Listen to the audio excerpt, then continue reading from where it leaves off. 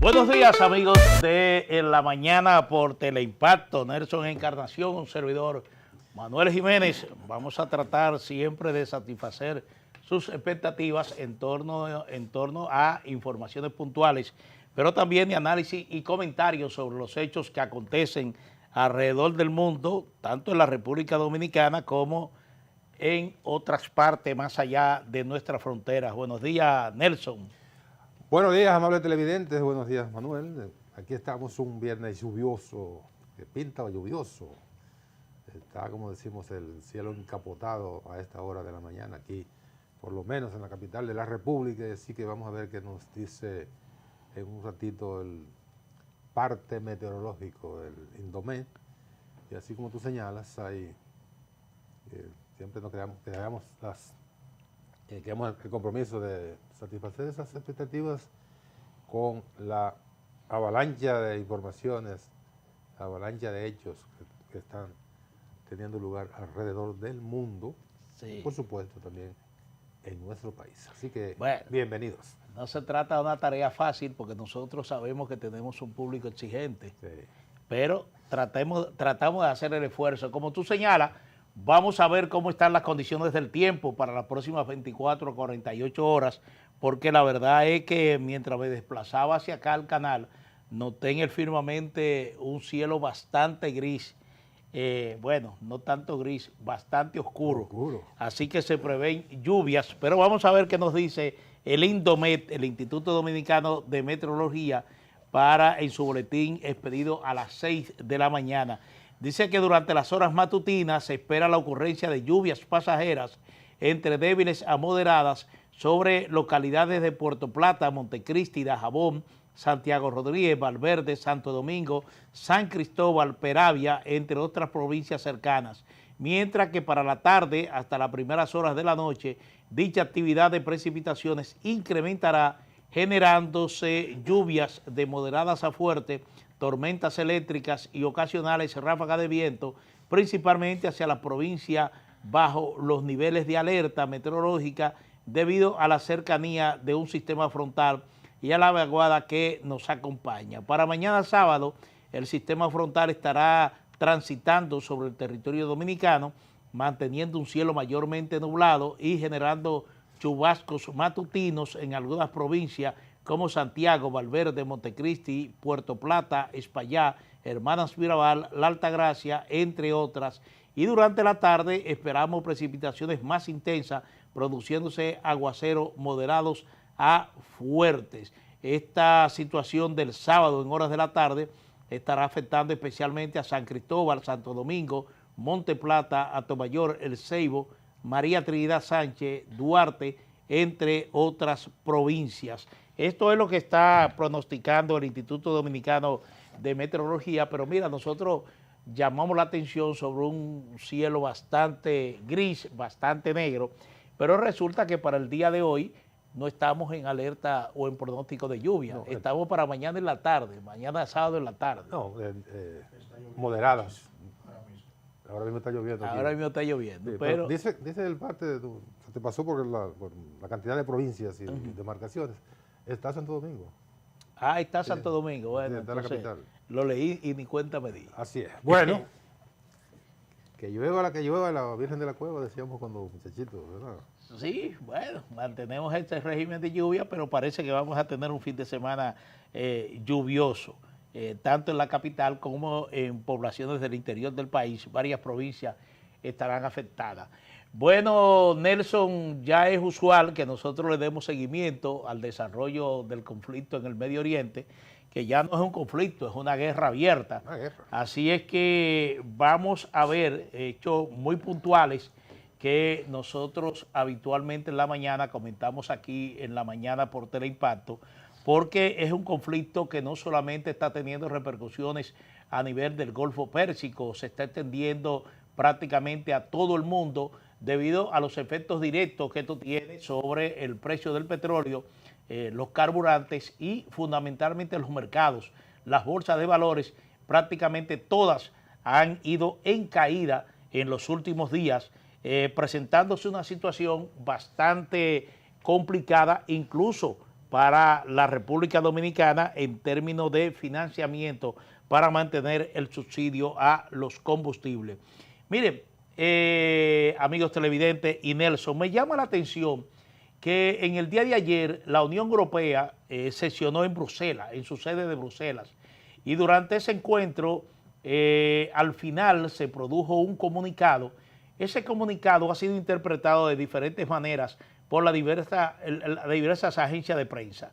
Por ejemplo, hay una agencia europea que es ANSA, es una agencia de prensa italiana, la agencia de prensa italiana, donde está informando de que la Unión Europea se estaría ya plegando al llamado que hizo el presidente Donald Trump para crear una fuerza multinacional que pueda garantizar el tránsito de buques petroleros a través del estrecho de Hormuz, una zona que se ha convertido bastante complicada e insegura por la amenaza de Irán de atacar los buques que atraviesen esa vía oceánica. Pero dice que París, Londres, Berlín, Roma, La Haya, esencialmente los gigantes de la defensa europea, además de Tokio, se han declarado dispuestos a contribuir a las iniciativas destinadas a garantizar el paso seguro por el estrecho y a acoger con beneplácito el compromiso de los países que están iniciando los preparativos para garantizar la navegación a través de ese estrecho. Se emitió una declaración conjunta, el Consejo Europeo, que tiene en su agenda el debate sobre esta situación en el Medio Oriente. Sin embargo, dice que entre los detalles señalan que es fundamental que cesen primero los combates, disculpen, que cesen primero los combates para luego proceder a garantizar el tránsito a través del estrecho. Uno no entiende realmente la posición de la Unión Europea, porque lo que se está demandando es garantizar el tránsito ahora que está en curso el conflicto. Pero la posición de la Unión Europea, particularmente de los principales países europeos, es de que se trabaje en la creación de esa fuerza multinacional después que cesen los combates. ¿Cuándo sería esto? No se sabe. Sin embargo, la agencia EFE destaca, Nelson, de que la Unión Europea prefiere una salida diplomática al conflicto. En las últimas horas, líderes europeos se han pronunciado a favor de comenzar a intervenir para convertirse en una especie de mediador entre Irán y Estados Unidos e Israel para ir explorando la vía diplomática, que a través de la vía diplomática se garantice una solución al conflicto. En ese mismo tenor parece que está Turquía. Erdogan en el día de ayer hizo algún pronunciamiento, no tan directo, pero sí hizo algún pronunciamiento que da a entender que estaría igualmente en esta línea. Sin embargo, al paso de las horas, el conflicto se agudiza, el conflicto se torna mucho más intenso con los ataques que se han producido. Israel, por un lado, que bombardea una importante refinería iraní, e Irán, que responde atacando a la principal refinería de gas natural que tiene su ubicación en Qatar. Realmente esto despertó la alarma porque el presidente Donald Trump dijo que Estados Unidos desconocía que Israel se proponía a atacar a una refinería iraní y que como respuesta a ese ataque Irán entonces reaccionó atacando una refinería en Qatar, y ya en las últimas horas igualmente atacó otra refinería, otra instalación petrolera en Kuwait. La situación se complica mucho porque todo esto está ocasionando de que el precio del petróleo siga en escalada. Una escalada peligrosa porque ya sobrepasa los $100 el barril, al igual que la semana anterior. Pero Nelson, me llama la atención las declaraciones que ofreció el primer ministro de Israel, Benjamín Netanyahu, quien dice que después de esta exhortación del presidente Donald Trump de que no vuelva a atacar instalaciones petroleras iraní, Israel no va a volver a hacer este tipo de ataque.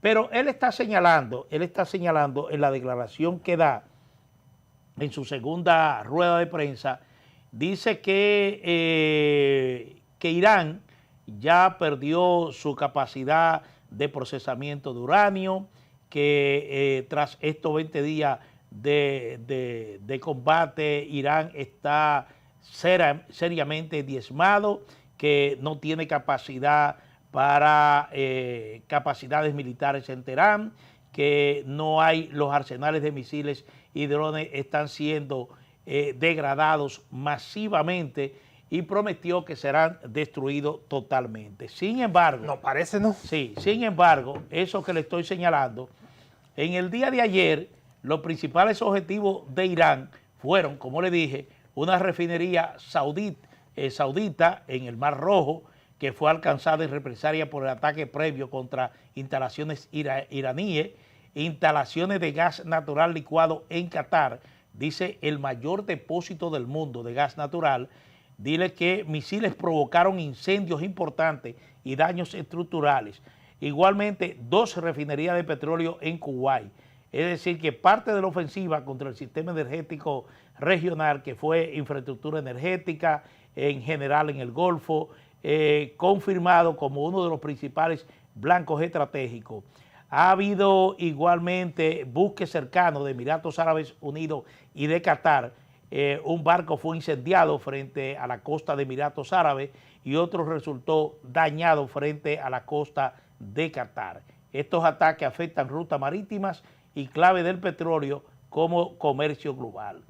Igualmente, aunque no hay una confirmación sobre este hecho, pero se está hablando de que Irán atacó la flota naval de los Estados Unidos.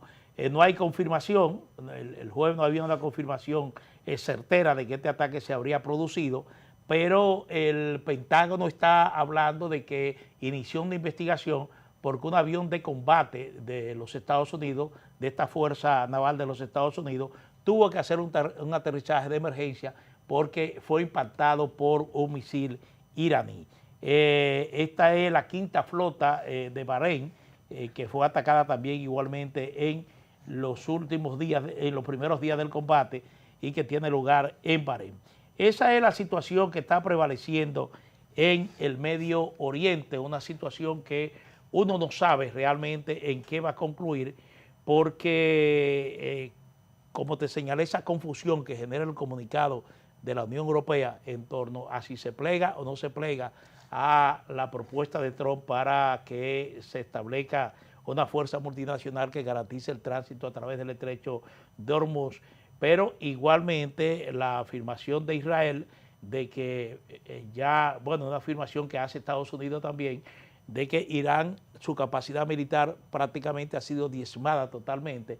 Los hechos dicen lo contrario, porque el poder de fuego de Irán sigue latente y golpeando lugares, puntos estratégicos en todo el Medio Oriente. Bueno, como siempre, el recorrido que tú haces al presentar el resumen de lo que está ocurriendo en el frente, tenemos que hablar así ya. Sí, ¿no? En el frente de guerra. Da para mucho. Voy a comenzar por la parte menos entendible, que es hay 3 partes menos entendibles, pero comenzamos con la parte menos entendible porque es la que en principio se pensaba que era la que podría hacer variar a la Unión Europea. En un principio, la Unión Europea dijo que no iba a participar a través de la OTAN en esta solicitud que había formulado el presidente Donald Trump de que Europa y otros países se sumaran no al conflicto directamente, sino indirectamente a través del envío de navíos para garantizar el paso de buques petroleros y de comercio por el estrecho de Hormuz. Dijeron que no, pero siempre dijimos ese no es un no rotundo. Sabiendo la capacidad de presión que tiene el presidente de los Estados Unidos y la capacidad de sumisión que han demostrado los líderes de la Unión Europea, lo más probable es que vayan cambiando de posición en la medida se produzcan primero la solicitud, luego el chantaje y posteriormente la presión, y hemos pasado de la solicitud al chantaje cuando el presidente Trump dice, total, a mí no, nosotros no lo necesitamos a ustedes. Y parece, recuerda la fábula de la zorra y la manzana, la guayaba. Que quería coger la guayaba, pero saltaba y no llegaba. Y al final, como consuelo, dice, sí, están verdes. Entonces, ahora Trump dice, no nos interesamos a ustedes. No lo necesitamos. La guayaba de la zorra. Luego pasa la presión y posteriormente el chantaje. Bueno, primero pasa el chantaje. Ustedes son los que necesitan más el paso del petróleo porque nosotros tenemos otra fuente, el chantaje. Y pasa luego a la presión, que sí es lo que los europeos probablemente no están en capacidad, como lo han demostrado en otras situaciones, no están en capacidad de soportar. Y ahí van cediendo con un lenguaje medio irresponsable, con un lenguaje ambiguo, porque eso de que se van a sumar cuando finalice el conflicto, si no hay conflicto, no hay cierre del estrecho de Hormuz, ¿verdad? Entonces, una forma medio rara. Segunda situación. La posible mediación que pueda surgir choca con la dificultad de que ya Irán no le tiene confianza a los Estados Unidos. Y para negociar tiene que haber una corriente de confianza de los negociadores. Si uno de los negociadores no despierta confianza del otro, la negociación no camina. Y entonces, como ya venían en una negociación después de la llamada guerra de los 12 días, que ha sido rebasada por la guerra de los 20 días, estaban en esa negociación y se produce el ataque del 28 de febrero que desata el conflicto, la guerra en que se está ahora inmersa en esa zona. Entonces, si no hay confianza, no hay negociación. ¿Qué puede garantizar una gestión de mediación? ¿Qué le puede garantizar a Irán? ¿O qué le puede garantizar a los Estados Unidos? Poca cosa, porque tiene que partir de la buena voluntad de los negociadores. Y en los negociadores lo que hay es exactamente lo contrario, la mala voluntad. Tercer escenario. El discurso recurrente del presidente Trump y del primer ministro de Israel es que al cabo de la primera semana la capacidad militar de Irán había sido seriamente afectada. Al cabo de la segunda semana, la capacidad militar de Irán había sido no solo seriamente afectada, sino prácticamente aniquilada, palabras casi textuales del presidente Donald Trump. Tercera semana, hemos destruido más de 500 objetivos y lugares de donde se producen los emplazamientos de disparos de misiles. Cuarta semana, que es la que estamos. Ayer Irán lanzó, bueno, en el año 2020, un dron mató al segundo hombre militar de Irán, el general Soleimán Qassem, creo que es. Bueno, el hecho es que Irán comenzó a desarrollar un misil con el nombre de esa persona. Y ayer Irán lanzó ese misil. ¿En qué consistió ese misil? En que todos los ataques que se produjeron no fueron misiles diferentes, fueron desprendimientos de ese misil. Hay un reporte de unos analistas militares que dijeron cuando sacaron el misil, salió una plataforma de misiles de un túnel y duró 10 minutos entre salir, emplazar y disparar el misil. No hay forma de que ninguna vigilancia satelital pueda detectar y poner en operación un mecanismo de destrucción en 10 minutos. A los 8 minutos, el misil estaba en órbita y desplegó los ataques a Qatar, a Emiratos Árabes, a Israel, a Kuwait y a Arabia Saudita. Un solo misil. Entonces, la capacidad militar de Irán no es verdad que está diezmada. Por consiguiente, ese conflicto, si no hay una voluntad de mediación, y ya dijimos que no hay capacidad de convencimiento de los posibles negociadores, ese conflicto va para largo. Pero además un detalle importante, que está generando una fuerte controversia dentro de los Estados Unidos, porque ayer el Departamento de Defensa, el Departamento de Guerra, solicita al Congreso nada más y nada menos que 200.000 millones de dólares para el conflicto en Medio Oriente. Y hay senadores que dicen, bueno, pero si están diciendo que esta guerra es corta, si están diciendo que la capacidad del adversario de Irán está disminuida, ¿dónde cuadra de que necesiten 200.000 millones de dólares? Y conectan con el primer año de la guerra en Irak. En el primer año la administración Bush destinó 180.000 millones de dólares para cubrir esa operación militar en el primer año. En la tercera semana, el Pentágono está pidiendo 20.000 millones de dólares más de lo que necesitó en un año Es más de 2 veces la cantidad de recursos que se le asignó en el presupuesto al Departamento de Guerra, que fueron 90.000 millones. Sobre todo, que estamos hablando de que en Irak no fueron operaciones aéreas, no fueron operaciones con misiles, fue una ocupación en toda ley, con miles de tropas en el terreno, que consumen mucho más recursos que operaciones militares del aire. Entonces, ahí varios senadores están diciendo, pero ¿dónde está? Aquí alguien está mintiendo, alguien está tomando de tonta a la sociedad de los Estados Unidos, alguien se quiere aprovechar, no se sabe con cuáles razones, de una situación creada para generar otras situaciones. Entonces ahí está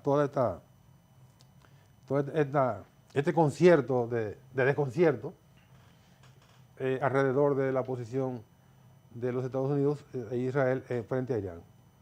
No es cierto que le han golpeado duro. Bueno, ayer mataron a otro general. Han golpeado duro a Irán, pero parece que ellos estaban preparados, como hemos dicho en otras oportunidades, para una guerra de este calibre. Y otra cosa, que es donde el presidente Trump realmente puede tener el grave problema, insiste todavía como una posibilidad en una ocupación terrestre. Eso sería sencillamente un inmenso matadero para soldados de ambos lados. Sí. Bueno, lo que tú señalas es cierto, la capacidad de lanzar misiles, esa capacidad militar de Irán hasta ahora parece inagotable, porque ciertamente el discurso tanto de Washington como de Tel Aviv es de que han golpeado de manera muy efectiva todas las instalaciones de lanzamiento de misiles, lugares donde se construyen misiles y drones, e igualmente lugares donde Occidente presume que hay en proceso de enriquecimiento de uranio. En el día de ayer, precisamente, se estaba hablando, se hacía la siguiente pregunta: ¿quién gobierna a Irán? Porque a partir de la muerte de Ali Larijani, que era el jefe de seguridad, el jefe de seguridad de Irán, y un hombre que gozaba de la extrema confianza del ayatollah, el ayatollah asesinado. A partir de entonces se decía, cuando muere el ayatollah, lo que trascendió era de que él tenía el control efectivo de Irán, lo que es la Guardia Revolucionaria y lo que es el ejército formal, convencional de Irán.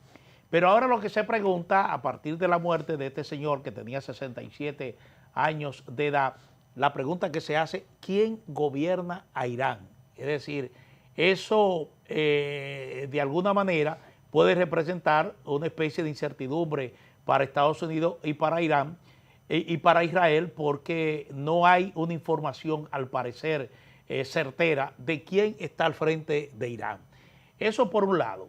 Por el otro lado, es de que precisamente ayer me parece que Associated Press estaba haciendo un análisis documentado, dice, en fuente de inteligencia, donde señalaba que el presidente Trump se estaba debatiendo entre si ordena una ocupación terrestre de Irán con un objetivo concreto y específico.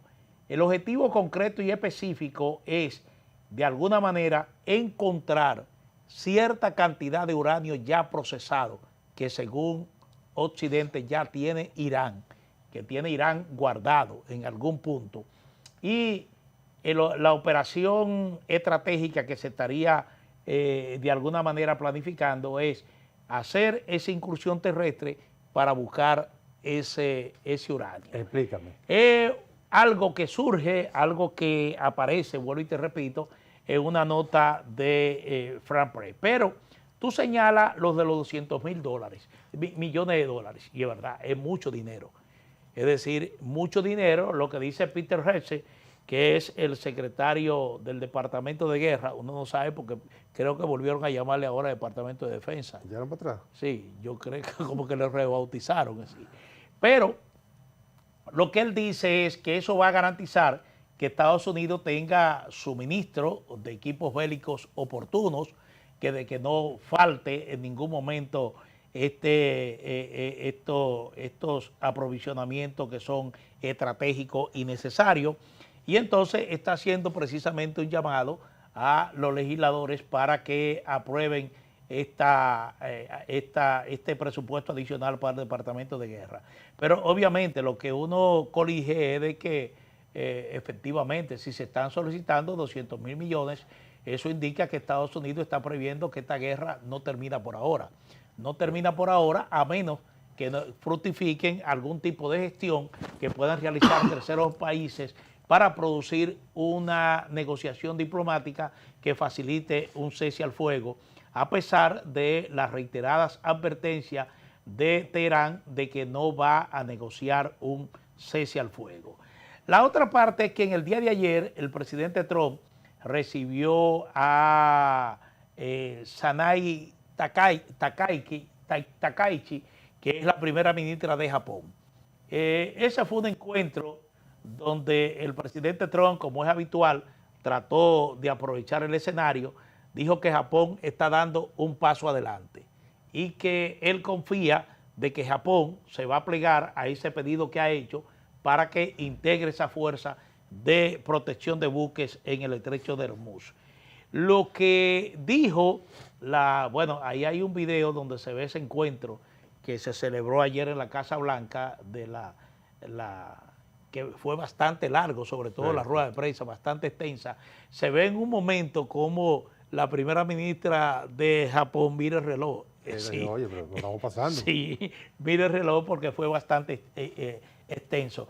Pero lo que te quiero llamar es que, aunque Trump dijo que Japón había dado el paso adelante, que él confiaba de que Japón se integrara a esta fuerza multinacional, realmente esas no fueron las palabras de la primera ministra de Japón. Ni va a ocurrir. Exactamente. Ahí hay una nebulosa, no hay realmente una decisión que uno pueda colegir que Japón estaría dispuesto a comprometerse en una misión como esta.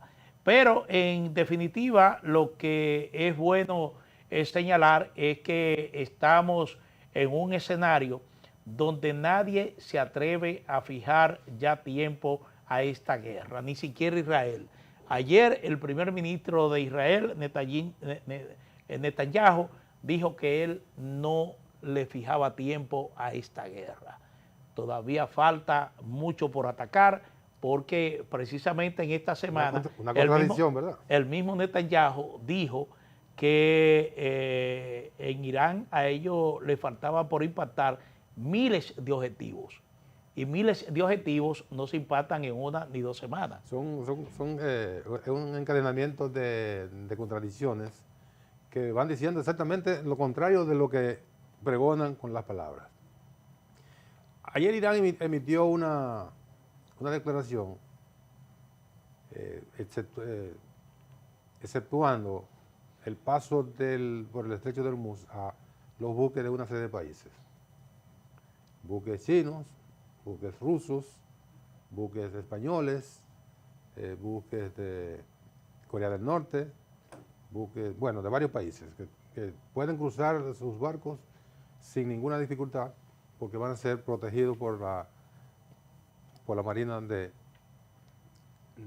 Irán, que no tendrán inconveniente. Los demás que no fueron citados, obviamente, seguirán teniendo las mismas dificultades. Pero la interrogante que tú planteas, que tú traes, que plantea una agencia internacional, ¿de quién gobierna Irán? No se percatan que en Irán funciona un tipo de gobierno totalmente diferente al que opera en otros lugares. En otros lugares opera un presidente, un primer ministro, un rey, un primer ministro, etc. En Irán opera un presidente, pero opera un líder religioso. Y opera una cadena de mando que depende del líder religioso, que genera una sucesión automática del liderazgo. Por eso matan un general. Y parece que así ha estado ocurriendo. Matan un general y de inmediato lo sustituye otro general. Matan al ayatollah y lo sustituye otro ayatollah. Matan al jefe de inteligencia y lo sustituye el que le sigue inmediatamente un mando encadenado que está establecido desde que triunfó la revolución en el año 1979. El presidente de la República Islámica es el jefe administrativo, la operatividad diaria de las instituciones que funcionan, los ministerios, la gente trabaja, la gente hace diligencia, etcétera, etcétera. La operación normal de un Estado, un gobierno formal. Ahora, las decisiones militares no las toma el presidente Pezeshkian.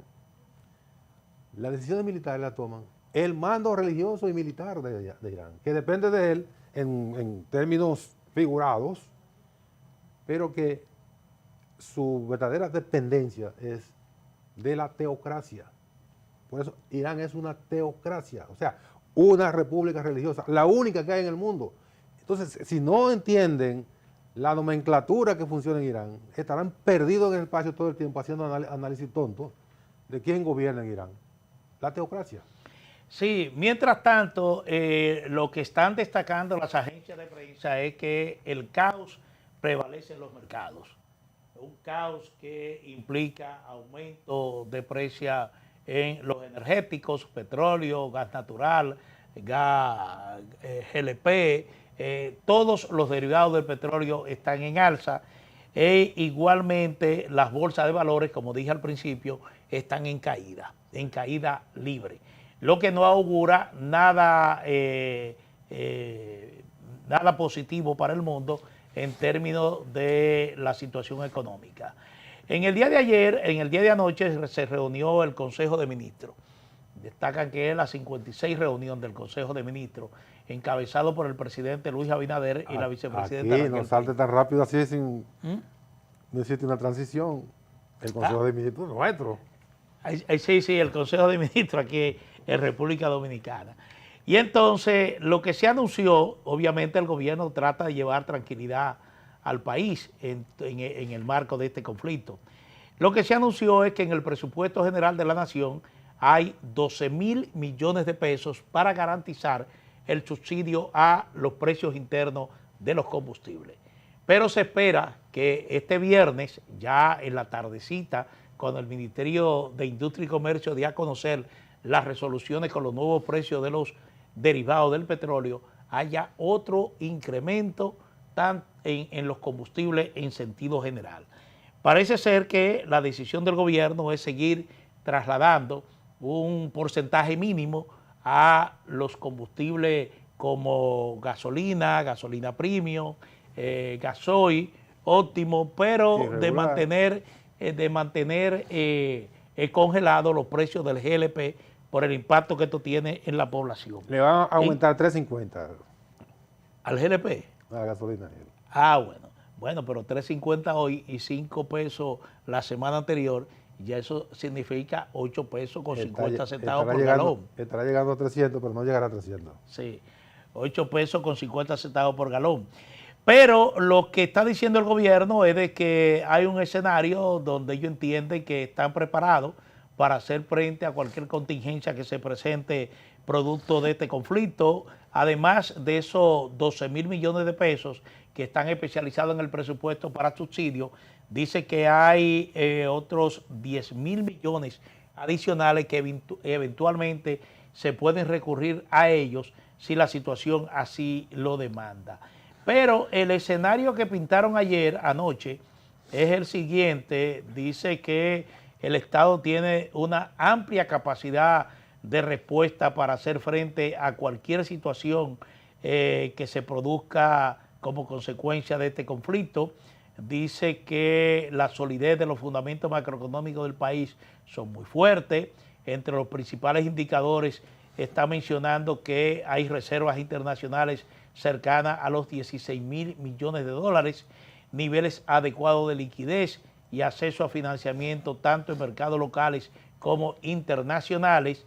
También los depósitos del sector público superan los 300.000 millones de pesos entre el Banco Central y el Banco de Reserva, mientras que los ingresos fiscales están aproximadamente en 4.000 millones por encima de lo proyectado. Ese es el escenario que el gobierno está planteando en el campo económico y que asegura que le permite sortear cualquier situación difícil que se desprenda de este conflicto. Le hace bien incertidumbre en el plano económico, pero también aumentos continuos en los precios del petróleo.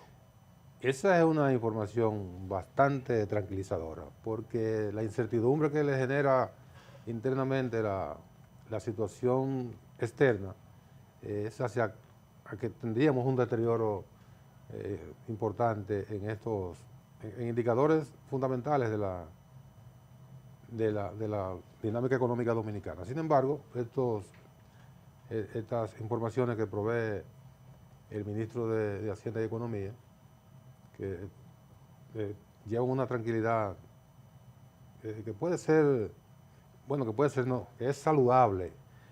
El tema de los combustibles, yo creo que 12.000 millones, si lo proyectamos lo encadenamos con lo que ocurrió la semana pasada, que fue un subsidio de 1.100 millones. Casi 1.200. Casi 1.200 millones. Estamos hablando de... Fue 1.180 o 98 millones. Estaríamos hablando de que habría una disponibilidad para subsidio para cubrir el año entero. Por ahí ya habría una... Lo que va a depender mucho a cuánto llegue el barril de petróleo. Bueno, porque está establecido cuando el presidente de la República fijó el subsidio, que fue a raíz del conflicto en Ucrania, entre Ucrania y Rusia. Él estableció un umbral. Si los precios del petróleo se mantienen por debajo de $116, se mantiene el subsidio. Si suben de ese precio, el subsidio desaparece. Si desaparece el subsidio, ya sabemos que los combustibles van a ser incrementados toda la semana y eventualmente pudiera llegar a sobrepasar los 300 pesos la gasolina regular, la gasolina premium. Pero con el mantenimiento del subsidio, aunque no sea de manera generalizada, sino que algunos combustibles muy volátiles en términos de impacto a la canasta familiar, como es el GLP, bueno, ahí habría una especie de amortiguador social que evitaría cualquier situación que se pudiera salir de control. Las reservas internacionales, que siempre se habla mucho de la importancia de las reservas internacionales, bueno, que las reservas internacionales pueden dar para 4 meses y medio de importación de todo lo que necesita el país, en caso de que hubiese un descalabro tal que tuviese que recurrir a la reserva del Banco Central para importación. Es una previsión que hace el Fondo Monetario Internacional, le dice a los países, miren, ustedes deben tener reservas que le pueda cubrir importaciones por X tiempo. Entonces, sobre ese mecanismo se proyectan y se ejecutan las reservas internacionales. La dinámica económica en la República Dominicana sigue normal, porque nosotros no tenemos el impacto directo del conflicto, y aquí se siguen produciendo, siguen pagando impuestos, la misma información de que las recaudaciones fiscales andan por 4.000 millones de pesos sobre lo presupuestado, te habla de que el gobierno tiene una proyección de liquidez bastante saludable. Pero todo eso va a depender de lo que ocurra con la prolongación del conflicto o de la guerra en Medio Oriente, porque ese desbarajuste que genera la prolongación de esa guerra va a impactar a todo el mundo, no importa que nosotros tengamos el amortiguador que refería en el día de ayer, la noche de ayer, el ministro de Hacienda, después de la reunión del presidente de la República y del Consejo de Ministros. Sí. En esa última parte, tú estás señalando concretamente las expectativas que hay. Ayer el Fondo Monetario Internacional estaba advirtiendo, llamando la atención sobre una incertidumbre total en materia económica, es decir, una incertidumbre global. ¿Qué es lo que está pasando? Ya para concluir, lo que está pasando es que el escenario que nos pinta el gobierno es muy adecuado. Realmente lo que indican las finanzas públicas es de que inicialmente tenemos la disposición y la capacidad, disposición junto a la capacidad para enfrentar cualquier situación de contingencia que se pueda presentar. Pero insisto, esto va a estar determinado por el tiempo que dure el conflicto. Ya de hecho se ha producido un nivel de afectación muy considerable en torno a toda la infraestructura energética en el globo, porque hablar de daños a la infraestructura energética en el Golfo Pérsico es prácticamente afectar a todo el mundo. Claro. Y ya eso está teniendo una situación de escalada en los precios. Hasta ahora uno diría, bueno, ¿hasta qué punto esto podría prolongarse? Pero prolongarse en el marco de más ataques a infraestructura petrolera. ¿Qué dice ayer el presidente Trump? Bueno, yo le dije a Israel que no ataque más instalaciones petroleras iraní, pero eso es si Irán no sigue atacando infraestructura petrolera en el Golfo, cosa que Irán ha seguido haciendo. Y entonces el presidente Trump amenazó de inmediato que iba a destruir totalmente la principal infraestructura energética de Irán, que está en una isla, en la isla Car. Sí, pero mencionó otro nombre de una isla también iraní, donde amenazó que iba a destruir totalmente esa infraestructura petrolera. Entonces, eso de hecho plantea un agravamiento del conflicto. Y vuelvo y repito, la situación va a depender mucho del tiempo que se prolongue esta guerra. Si esta guerra se prolonga de manera, un tiempo que sobrepase todas las expectativas razonables, entonces las consecuencias, no solamente para la República Dominicana, sino para el mundo, serían muy difíciles de afrontar. Y en eso de atacar y contraatacar, Irán alega que ataca en represalia. Sí. El ataque a Qatar, pero lo mismo dice Estados Unidos e Israel. Exactamente. Entonces ahí está el juego de quién fue primero. Pero al final lo que cuenta es el daño que se ocasionan mutuamente. Sí. De quién comenzó primero, quién reaccionó eso. Y además se puede poner término al conflicto mañana, pero el daño a esa infraestructura petrolera necesita Lleva tiempo, tiempo. para recuperarse. Lleva tiempo recuperar. Para recuperarse. Así que no hablemos por ahora de petróleo barato. No. Señores, nos vamos a la pausa y retornamos en breve. En breve volvemos. En la mañana con Teleimpacto